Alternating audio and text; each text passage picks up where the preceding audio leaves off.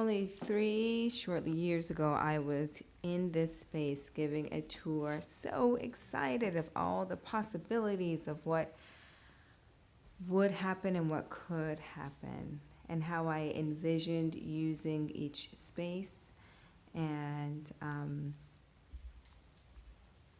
just was really walking out on faith to come into this storefront space and really dream and create and expand and build and create art.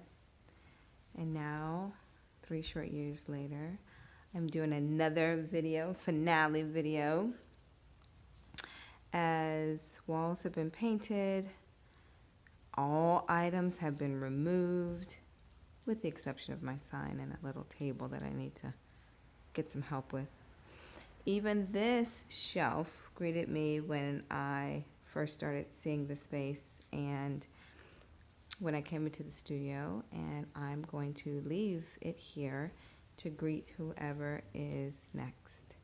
Thank you for a great run.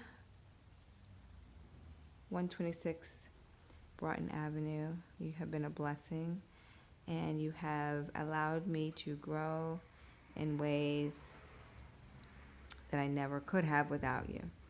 All right, thank you. Bye-bye.